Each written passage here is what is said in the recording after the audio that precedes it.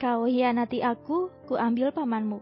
Karya Alvaro Zian, bab 81, sederhana. April melirik ke arah jam dinding. Sudah pukul 11 siang, tapi tak ada tanda-tanda Haikal dan Satria akan pulang. Membuat April cemas bagaimana jika Vino malah mengajak mereka makan siang di rumahnya.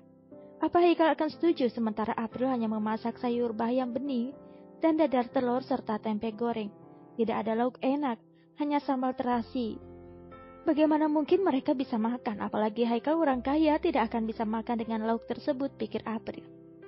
Ayo masuk sebentar lagi, jadwal makan siang, ajak Vino.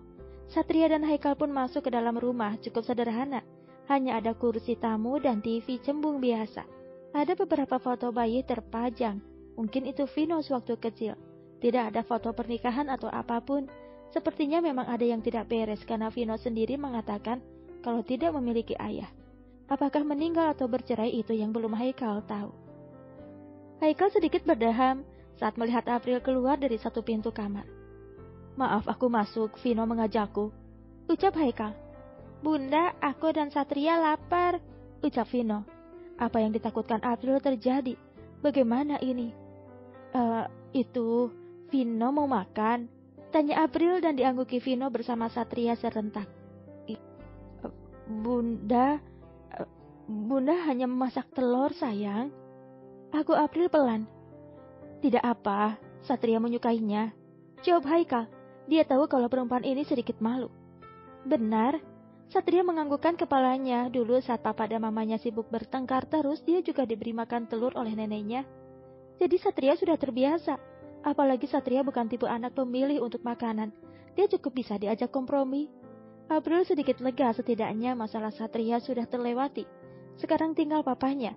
Apa Haikal akan ikut makan dengan sayur bening dan sambal terasi? Sepertinya tidak, pikir April. Tapi April salah, Haikal ikut duduk di kursi makan tersebut, bahkan mengambil nasi untuk dirinya sendiri, membuat April tertunduk. Dia tidak tahu kalau Haikal dan Satria akan datang kemari. Kalau tahu, setidaknya April akan membeli lauk ayam, meskipun harus menguras tabungannya. Maaf Tuan, hanya ada ini, ucap April. Haikal tersenyum kecil melihat April yang sedikit tertunduk. April segera berdiri mengambilkan nasi untuk Vino dan Satria, lalu membuatkan Haikal teh hangat. Sudah seperti keluarga sebenarnya, hanya saja belum ada pergerakan dari Haikal. Haikal makan dengan lahapnya meskipun sayur bening, telur dadar dan goreng tempe, serta sambil terasi tidak membuat Haikal mundur. Justru makan seperti ini yang tidak pernah dia temui.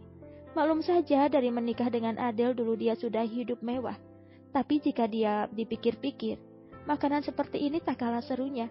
Ada kenikmatan tersendiri meskipun makanan sederhana, tapi sangat menggugah selera. Di sela-sela makannya, Haikal mendapatkan telepon dari Demian yang mengatakan kalau besok adalah launching produk kosmetik mereka. Sedangkan modelnya belum didapatkan Haikal. Kenapa? Tanya April pelan. Sepertinya Haikal sedang sedikit kesal. Satria, sepertinya setelah ini kita harus pulang, ucap Haikal. Kenapa, Pak? Satria belum selesai bermain dengan Vino. Tapi Papa harus pergi, sayang. Papa masih ada pekerjaan. Jika kamu tidak keberatan, Satria di sini saja dulu. Setelah pekerjaanmu selesai, jemput dia, potong April. Tapi, tidak masalah, aku bisa menjaganya. Pekerjaanmu? Tanya Haikal, yang baru ingat kalau April juga bekerja di restoran. Aku sudah dipecat, jawab April jujur. Dipecat? Kenapa bisa?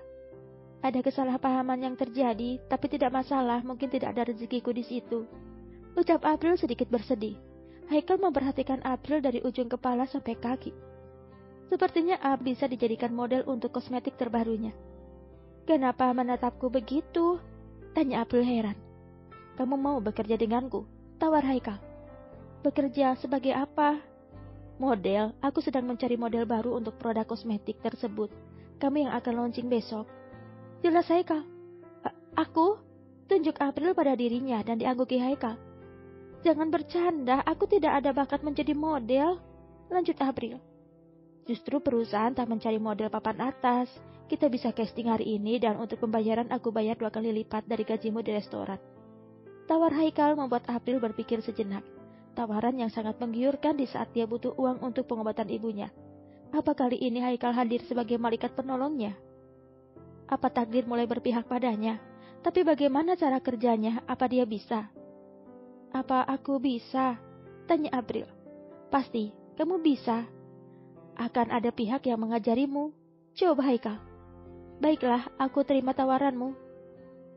Jawab April tersenyum manis dan memberikan uluran tangan yang langsung disambut Haikal. Boleh aku lanjut makan? Tanya Haikal dan dijawab anggukan serta senyum manis dari April. Bersambung.